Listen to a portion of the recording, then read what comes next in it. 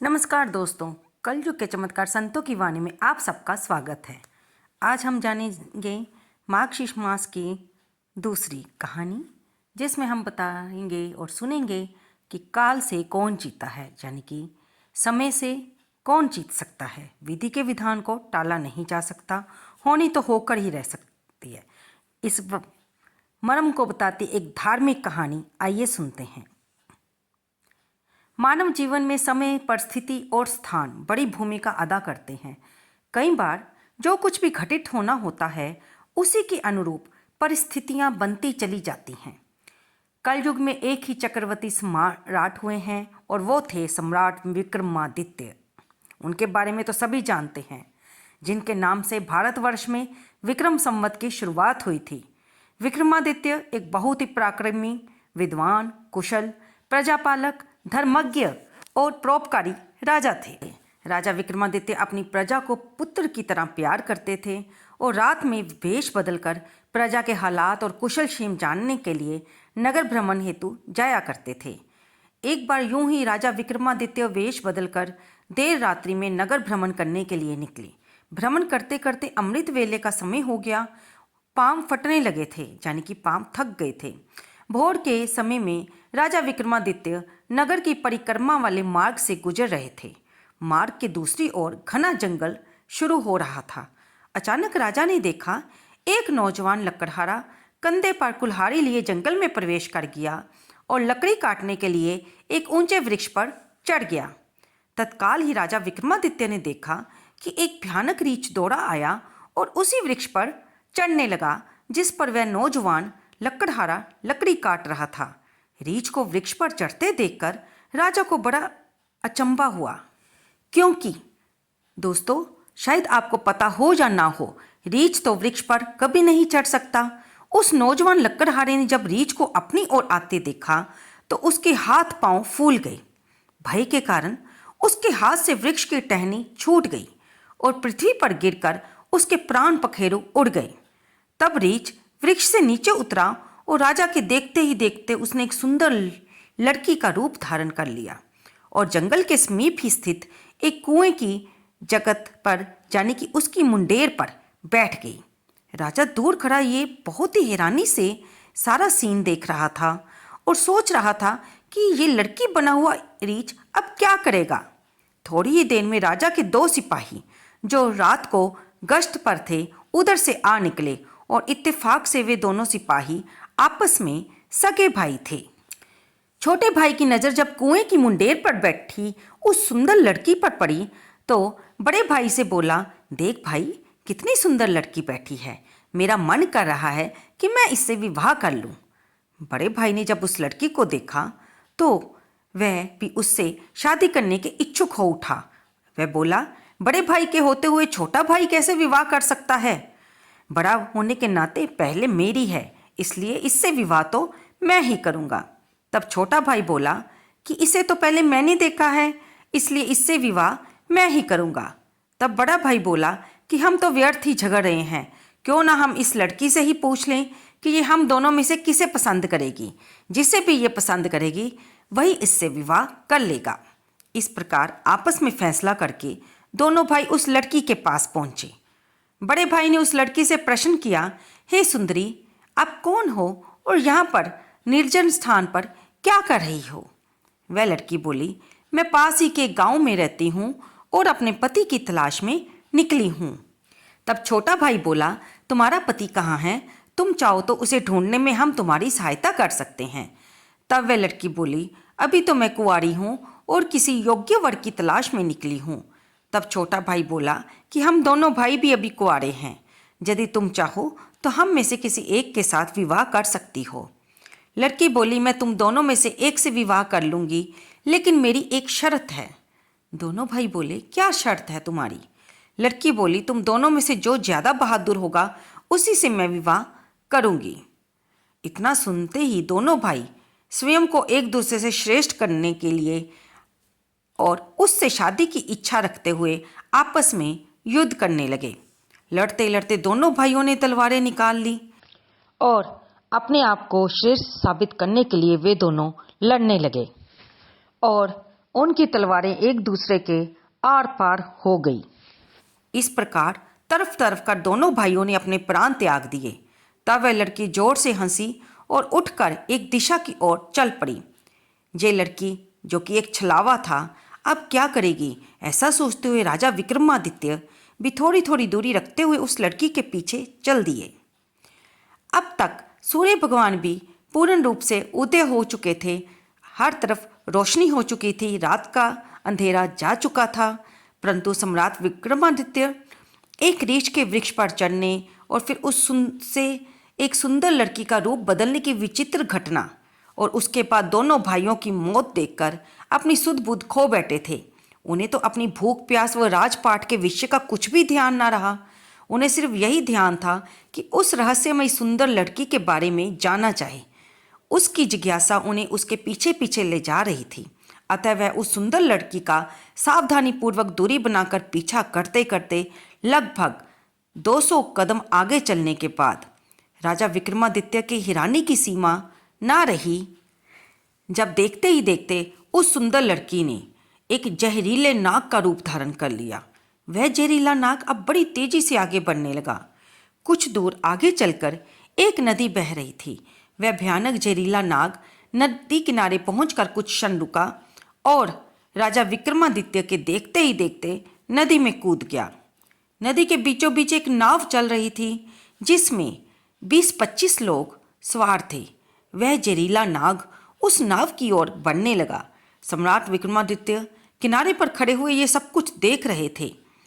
देखते ही देखते वह जहरीला नाग नाव पर चढ़ गया।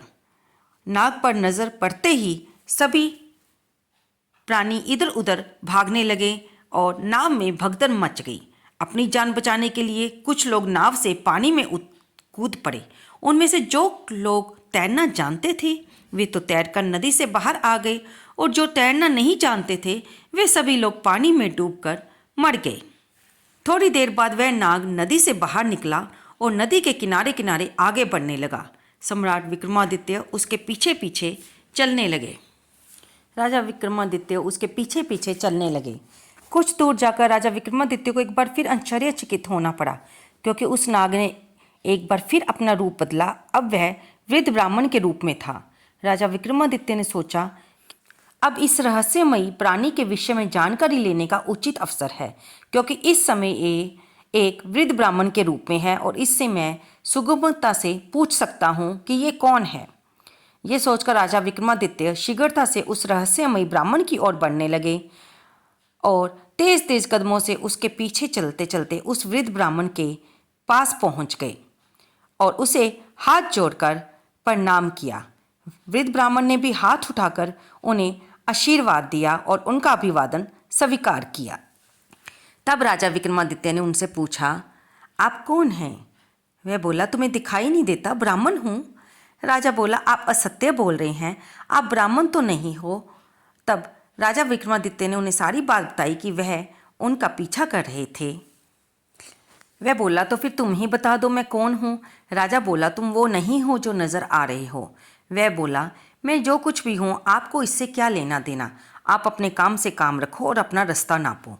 तब राजा बोला, मैं सच्चाई जाने बिना आपका पीछा नहीं छोड़ूंगा, आपको मुझे सच्चाई बतानी ही पड़ेगी। तब वह फिर बोला कि मैंने आपको बताया है कि मैं एक ब्राह्मण हूँ। राजा बोला, आप मुझसे झूठ नहीं बोल सकते, मैं आपका तब से पीछा कर रहा हूँ जब आप रीछ बने हुए थे। आपने सबसे पहले नौजवान लकड़हारे को मारा, फिर एक सुंदर लड़की बने और उन सिपाही भाइयों को एक दूसरे के हाथों मरवा दिया। फिर अपने जहरीले नाग का रूप धारण करके नदी में छलांग लगा दी और नदी पार कर रही नाव में घुस गए। और आपके कारण ही, दहशत के कारण नाव में सवार यात्रियों में भगदड़ मच गई, नाव पलट गई और आधे यात्री नदी में डूबकर मर गए।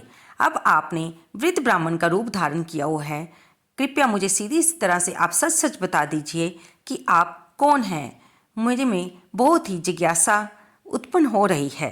वह बोला कि यदि मैं ना बताऊँ तो तुम क्या करोगे। ये सुनकर राजा ने अपनी तलवार निकाल ली और बोले, अगर तुम मुझे नहीं बताओगे तो मरने के लिए तैयार हो जाओ, क्योंकि तुम जानते नहीं कि राजा विक्रमादित्य की ये नगरी है और मैं राजा का वफादार नौकर हूँ। इस धर्मात्मा राजा की नगरी में इतने लोगों की जान लेकर तुम जीवित बचकर नहीं जा सकते। अब मरने से पहले जल्दी से ये बता दो कि तुम हो कौन। राजा विक्रमादित्य की ये धमकी सुनकर वह वृद्ध ब्राह्मण जोर जोर से खिलखिलाकर हंस पड़ा और बोला, मैं जानता हूँ कि ये महाप्रतापी सम्राट विक्रमादित्य की राजधानी है, और ये भी जानता हूँ कि तुम ही विश्व प्रसिद्ध सम्राट विक्रमादित्य हो। फिर भी एक बात जान लो कि तुम मुझे नहीं मार सकते, बल्कि एक दिन ऐसा आएगा कि मैं ही तुम्हें मरने के लिए विवश कर दूंगा। उसके ये बोल सुनकर राजा विक्रमादित्य सोचने लगे कि जिसने इस वेश में भी मुझे पहचान लिया वह कोई छोटी मोटी हस्ती तो हो नहीं सकती। तब राजा थोड़े विनम्र होकर बोले, अब आपने अगर मुझे पहचान ही लिया है तो कृपया आप बताइए कि आप वास्तव में कौन हो। तब वह ब्राह्मण बोला, किसी ने सत्य ही कहा है कि संसार में 4 प्रकार के हट प्रसिद्ध हैं, राजहट, बालहट, त्रियाहट और योग हट। तुम राजा हो, राजहट पर अड़े हुए हो। बिना मेरी सच्चाई जाने तुम मानोगे नहीं, इसलिए मुझे बताना ही पड़ेगा कि मैं कौन हूँ। अतः राजन, तुम ध्यान लगाकर सुनो कि मैं कौन हूँ और तुम्हारी राजधानी में क्यों आया हूँ। अब उस वृद्ध ब्राह्मण ने बताना शुरू किया, हे राजन, मैं तुम्हें जो भी बताऊंगा उसे एक एक शब्द को ध्यान लगाकर सुनना। मेरा नाम काल है। तुम जानते हो कि इस संसार में जितने भी प्राणी जन्म लेते हैं उनकी मृत्यु निश्चित है, इसलिए इस भूमि को मृत्यु लोक भी कहा जाता है। जब प्राणी माता के गर्भ में आता है तो उसके पूर्णांग बनने के बाद आत्मा उसमें प्रवेश करती है, अर्थात वह सजीव हो उठता है। उसी समय उसकी मृत्यु का समय, स्थान और परिस्थिति, अर्थात मृत्यु किस प्रकार से होगी, ये भी विधाता की ओर से निश्चित कर दिया जाता है। राजन, तुम ये तो जानते ही हो कि दुनिया के हर प्राणी के जन्म मरण का लेखा जोखा चित्रगुप्त के पास है। जब भी किसी प्राणी की मृत्यु का समय आ जाता है तो वह धर्मराज को सूचित करते हैं। अब क्योंकि सभी प्राणियों की मुक्ति का विभाग भगवान शिव के पास है, इसलिए धर्मराज उस प्राणी को मृत्यु प्रदान करने की आज्ञा भगवान शिव से मांगते हैं। जब भगवान शिव आज्ञा दे देते हैं तो धर्मराज मुझे अर्थात काल को आज्ञा देते हैं कि मैं उस प्राणी के प्राण ले आऊं। तब मैं मृत्युलोक अर्थात पृथ्वी पर आता हूँ। मुझे ये पता होता है कि किस प्राणी की किस समय, किस स्थान पर और किस परिस्थिति में मृत्यु होगी। मैं उस प्राणी को निश्चित समय पर उसी निश्चित स्थान पर मिलता हूँ और पहुँचा देता हूँ जहाँ पर उसकी मृत्यु लिखी होती है, अथवा निश्चित है जिस प्रकार से उसकी मृत्यु लिखी गई है। मैं उस स्थान पर वैसी ही परिस्थितियाँ पैदा करता हूँ। उस लक्कड़हारे को मैंने नहीं मारा। राजा विक्रमादित्य बोले, तुम फिर झूठ बोल रहे हो। मैंने स्वयं अपनी आंखों से देखा है कि उस लक्कड़हारे की मृत्यु का कारण तुम ही थे। वृद्ध ब्राह्मण बोला, हाँ बेशक मैं ही था, लेकिन संसारिक लोग तो यही समझते हैं कि लक्कड़हारे की मृत्यु वृक्ष से गिरकर वृक्ष की टहनी टूटने के कारण हुई है, और मुझे तो मृत्युदेव धर्मराज की आदेश का पालन करना ही पड़ता है। उसकी मृत्यु वृक्ष पर से गिरने के कारण लिखी गई थी, इसलिए मैंने रीछ बनकर वैसी ही परिस्थितियाँ, हालात पैदा कर दिए जिससे वह गिर गया। जरा सोचो, अगर असली रीछ होता तो क्या कभी पेड़ पर चढ़ पाता? नहीं ना, परंतु वह तो मैं था और मेरे लिए कुछ भी असंभव नहीं है। अगर उन सिपाही भाइयों की बात करें तो उनको भी मैंने नहीं मारा। उनकी मृत्यु एक दूसरे के हाथों लिखी हुई थी, अतः उनके लिए मुझे सुंदर लड़की बनना पड़ा। नाव में सवार कुछ लोगों की मृत्यु पानी में डूबने से लिखी थी, इसलिए मुझे भयानक नाग का रूप धारण करना पड़ा। राजन, अब मुझे लगता है कि अब तुम अच्छी तरह से समझ गए होंगे कि मैं कौन हूँ और तुम्हारी नगरी में क्यों आया था, और ये भी समझ गए होंगे कि समय, स्थान, परिस्थिति की संसारिक प्राणी के जीवन में कितनी बड़ी भूमिका होती है। राजा विक्रमादित्य ने वृद्ध ब्राह्मण रूपी काल की बात बड़े ध्यान से सुनी और गंभीर हो गए। काल कहने लगा, हे राजन, अब मैं चलता हूँ। राजा विक्रमादित्य बोले, हे कालदेव, आपने मुझे बहुत अच्छी जानकारी दी है, जिसके लिए मैं आपका बहुत ही आभार व्यक्त करता हूँ। कृपया जाने से पहले मेरे एक और प्रश्न का उत्तर देते जाइए। कालदेव बोले, पूछो, क्या पूछना चाहते हो? शीघ्र पूछो, मेरे पास इतना समय नहीं है। राजा विक्रमादित्य बोले, कृपया करके मुझे ये बताइए कि मेरी मृत्यु कब, किस स्थान पर और किस प्रकार से होगी। कालदेव बोले, हे राजन, मैं तो ये बता सकता हूँ कि तुम्हारी मृत्यु कहाँ और किस प्रकार से होगी, परंतु यही नहीं बता सकता कि तुम्हारी मृत्यु कब होगी। राजा विक्रमादित्य बोले, हे कालदेव, मृत्यु का समय बताने में आपको क्या आपत्ति है? कालदेव बोले, हे राजन, यदि मैंने पहले ही आपको मृत्यु का समय बता दिया तो इसी क्षण से आप चिंताग्रस्त हो जाएंगे, और आप तो जानते ही हो कि चिंता चिता के समान होती है। अभी तो आपको अपने शासनकाल में बहुत से शुभ और जन कल्याण के कार्य करने हैं। राजा विक्रमादित्य बोले, चलो समय नासी, ये तो बता दो कि मेरी मृत्यु कहाँ और कैसे होगी। कालदेव बोले, सुनो राजन, तुम्हारी मृत्यु तुम्हारे ही महल में सीढ़ियों पर से पांव फिसलकर गिरने के कारण होगी। इतनी बात सम्राट विक्रमादित्य को बताकर विद ब्राह्मण रूपी काल शीघ्रता से एक दिशा की ओर चला गया और कुछ दूर जाकर विलुप्त हो गए। इस वक्त तक सूर्य भगवान भी पूर्ण रूप से अस्त हो चुके थे। चारों तरफ अंधकार छा चुका था। राजा विक्रमादित्य शारीरिक और मानसिक रूप से थक चुके थे, अतः मन में गहन सोच विचार लिए हुए तेज कदमों से अपने महल की ओर प्रस्थान कर गए। और आगे चलकर सचमुच ऐसा ही हुआ कि राजा विक्रमादित्य की मृत्यु अपने महल की सीढ़ियों से फिसलकर गिरने से ही हुई थी, और इस कथन की पुष्टि इतिहासकारों ने भी की है। तो दोस्तों, इस कहानी से आपको, जो कि सच्ची है घटना है, आपको इतना तो ही विचार में आ ही गया होगा कि हमारा जो भी विधि ने विधान लिखा है, किस समय क्या होना है, किस समय हमारी मृत्यु होनी है, किस परिस्थिति में होनी है, वह सब पहले ही नियति ने तय कर रखा है, और उसका कोई ना कोई कारण बन जाता है उस परिस्थिति में जिसमें हमारी मृत्यु होनी है। होनी को कोई भी नहीं टाल सकता, और अनहोनी तो कभी होती ही नहीं है दोस्तों, क्योंकि हर चीज़ परमात्मा ने हमारे भाग्य में पहले ही लिखी हुई है। हम अपने विचार से ही कह देते हैं कि ये तो अनहोनी घटना हो गई, लेकिन ऐसा कभी नहीं होता, होनी होकर ही रहती है। आपको ये कहानी कैसी लगी? कृपया इसे लाइक करें, शेयर करें, और मार्गशीर्ष महीने में प्रभु की पूजा करते रहिए, प्रभु के गुण गाते रहिए। आप जिसे भी अपना इष्ट देव या इष्ट देवी मानते हैं, उनकी आराधना करते रहिए। सर्दी में भी ज़्यादा से ज़्यादा प्रभु का नाम जपें और अपने कर्मों को सार्थक करें। कमेंट बॉक्स में जय श्री विष्णु भगवान लिखना बिल्कुल ना भूलें। धन्यवाद दोस्तों।